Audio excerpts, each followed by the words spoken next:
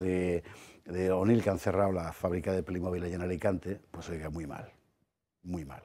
O sea, tened la seguridad de que en Tánger o donde os lo hayáis llevado, no lo van a hacer como aquí. Eso ya lo digo yo.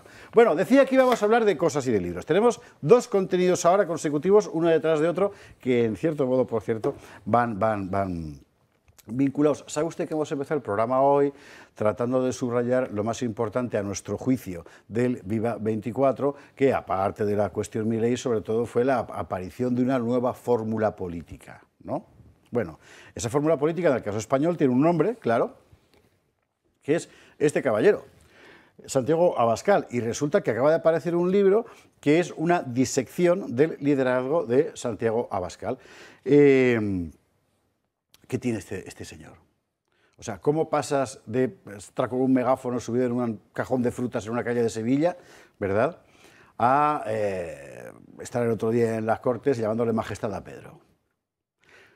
¿Cómo pasas de ser el chavalín que estaba allí sacando pecho frente a los bestias de los batasunos en Llodio, ¿vale?, a ser el tipo que llega a un aeropuerto y tiene enseguida una legión de teenagers, ¿verdad?, que quieren hacerse un selfie con él? O sea, ¿qué tiene este hombre? ¿Vale? Bueno, y es una cosa muy interesante. ¿Quién nos lo trae? El autor Antonio Peñalver. Muy buenas noches, ¿cómo estás? Buenas noches.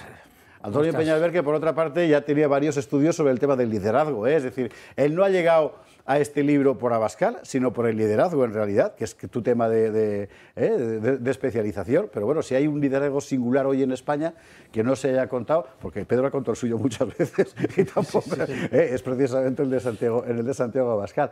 Pero además tenemos convocatoria para mañana, que esto no se nos puede olvidar, así que le metemos ya en la mesa para no dejar de recordarlo. ¿Sabe usted que tenemos aquí al ministro Urtasun y a toda esta gente? Y digo Urtasun porque es que si digo Urtasun o Urtasun me parece que es una loción de estas de playa. Bueno, Urtasun que nos quiere expoliar todo. No es solo el tesoro de los Quimbayás. Es que lo que van a hacer... Julio Enche, muy buenas noches, ¿cómo estás? Buenas noches a todos. Muy bien. Una auténtica barbaridad dónde nos quiere llevar este hombre. Porque además, o sea, lo más terrible es que no son cosas que nos hayamos llevado de allí. Efectivamente. Bueno, la concentración que vamos a realizar por parte de Héroes de Cavite y otras asociaciones que se han sumado pretende dar un paso al frente contra esta línea política o estas declaraciones de intenciones que se han dado y se han hecho expresamente, que solo significan empobrecer, vaciar el contenido cultural de nuestro país, los tesoros artísticos ya con cualquier razón o pretexto. En este caso hay tres motivos son los que nos llevan el sábado a concentrarnos delante del Museo de América. Creo que podemos ver la convocatoria, luego lo vamos a sacar más, porque como vamos a estar aquí charlando un buen rato, podemos ver la convocatoria. Esto es mañana al mediodía, ¿verdad? A las 12. A las 12 del mediodía ante el Museo de América en Madrid, ¿verdad? En lo que fue... Bueno, es una casa preciosa. La han estropeado con una especie de cosa de Star Wars que han puesto ahí al lado. En forma de mirador, pero es una casa preciosa, la del Museo de América, al lado del viejo Instituto de Cultura Hispánica, ¿verdad? Y allí va a ser la concentración. O sea, esto lo vamos a repetir más veces, ¿eh? O sea, si usted tiene la oportunidad, además va a ser un día fantástico para pasear por allí, está lo del Parque del Oeste, se puede dar usted un paseo maravilloso y de paso va y hace una cosa patriótica. ¿Qué protesta con este asunto? Así es. Vamos. Sí. Yo solo quiero decir que es que hay que dar ya un paso hay que por darlo, todo lo que se nos viene encima y ese es el objetivo de la... Y que sepan que hay alguien enfrente aunque solo sea protestando. Efectivamente. Vamos por partes. Abascal, o sea, Antonio, ¿por qué? Porque tú estabas en el mundo digamos, de la empresa. Sí, siempre estaba en el mundo de la empresa, sí. Y siempre en el campo del management y de los recursos humanos, ¿no? Entonces, hace 2 años escribí mi último libro, porque había escrito alguno más, siempre en este campo, que se llamaba Líder 5.0, ¿no? El de la portada amarilla. Sí. Sí, que aquí lo enseñamos. No lo llamamos Antonio, pero enseñarlo sí que lo enseñamos, efectivamente. Bueno, este es un libro que me editó Planeta, que tuvo gran influencia y que marcaba un poco cuáles son los paradigmas del liderazgo en el escenario actual, pues tan cambiante, tan complicado, etcétera, ¿no? Y con todos los aspectos de la revolución digital, porque estaba pensando más en el mundo del management y de las corporaciones, ¿no? Y de ahí surgió la idea de hablar de un liderazgo, ¿no? de un líder, de Santiago Abascal, ¿de acuerdo? Entonces tuve mucho apoyo, tuve un buen recibimiento al proyecto y me puse a trabajar, ¿no?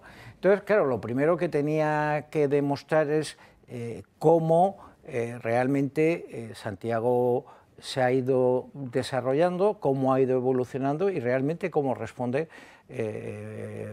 para ser un líder en un entorno muy complicado, porque claro, es un entorno pues donde las ideas, los valores que está defendiendo el proyecto Bosch, que es un proyecto reciente prácticamente, pues ha logrado en un entorno que no lo comparte, en un entorno muy dividido, muy dominado por esta progresía, ha logrado entrar y sentarse y ser en estos momentos la tercera fuerza política en esta sociedad tan dividida y tan compleja, ¿no? Aquí hay dos partes, digamos, ¿no? Por un lado tienes lo que es el proyecto, lo estamos viendo en otros países, lo hemos comentado desde el principio del programa, en otros lugares, no solo de Europa, proyectos vagamente emparentados, fundamentalmente de recuperación del sentido de la soberanía nacional. Bueno, esto es una parte.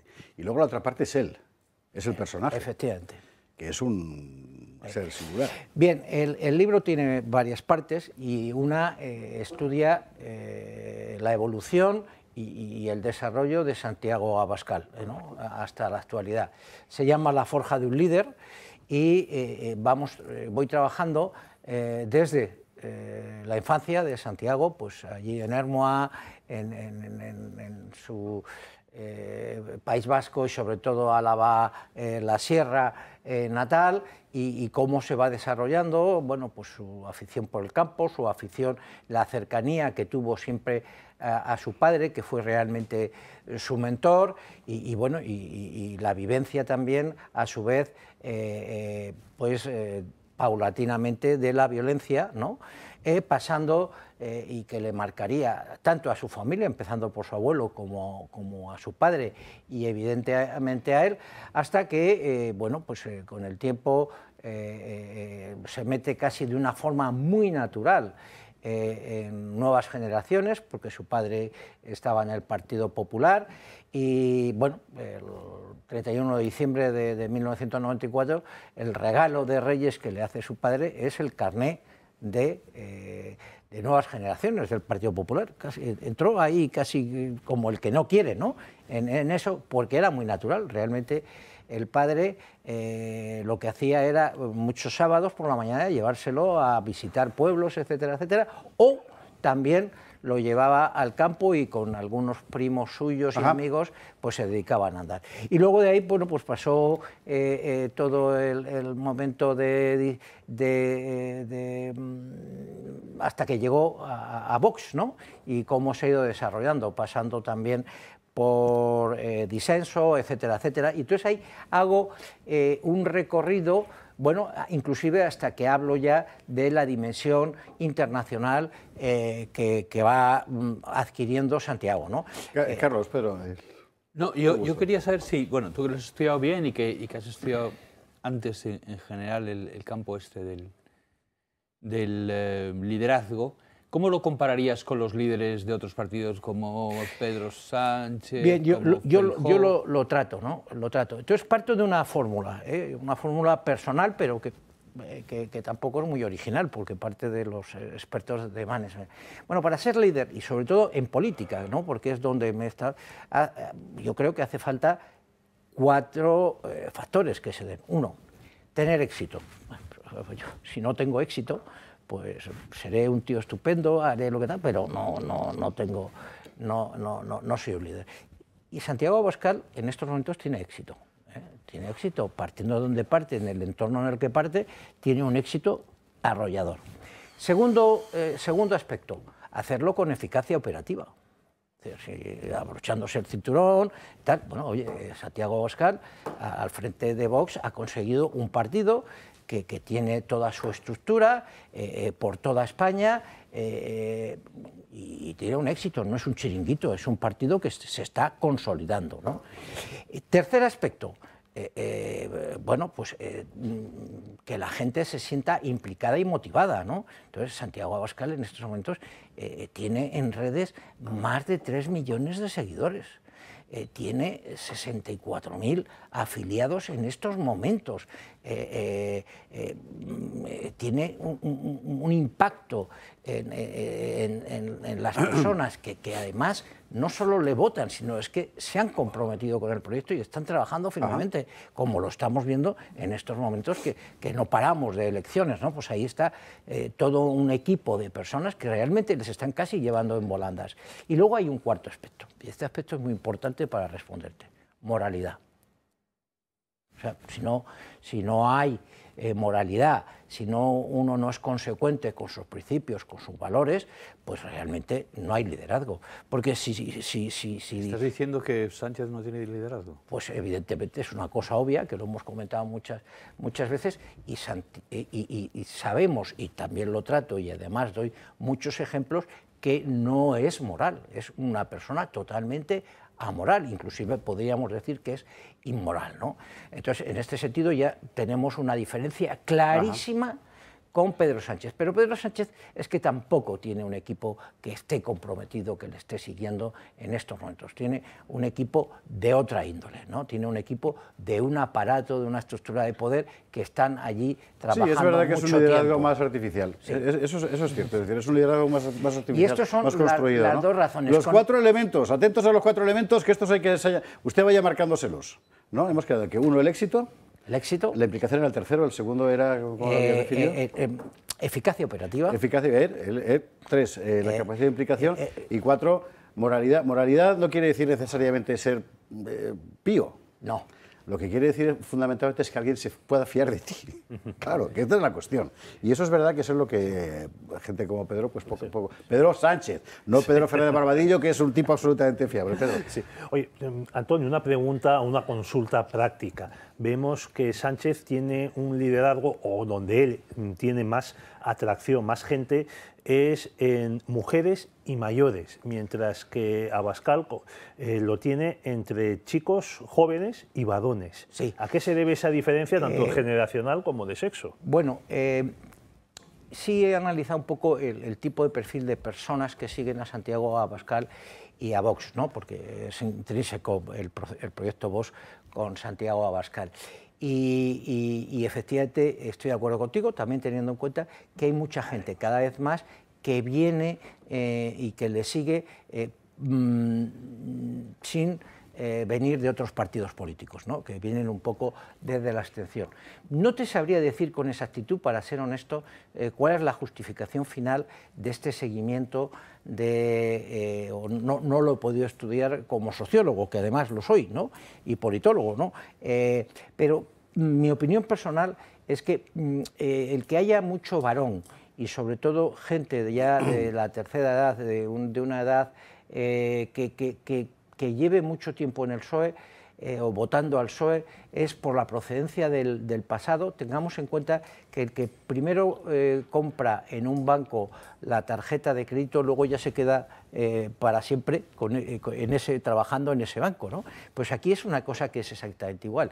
Si tú has estado votando desde sí, es la generación progre, claro, es verdad. Claro, es un poco eso, sí. Hay una inercia generacional, claro, está bien visto. Moralmente. Y luego también otra razón que creo que puede existir en algunos colectivos es que están totalmente comprados. Es decir, oye, el plan de pensiones, etcétera, Esto no es necesariamente inmoral, porque uno vota en función de sus intereses y no es legítimo reprochárselo, pero en el caso de Macron, por ejemplo, en las últimas elecciones, ganó gracias a los pensionistas.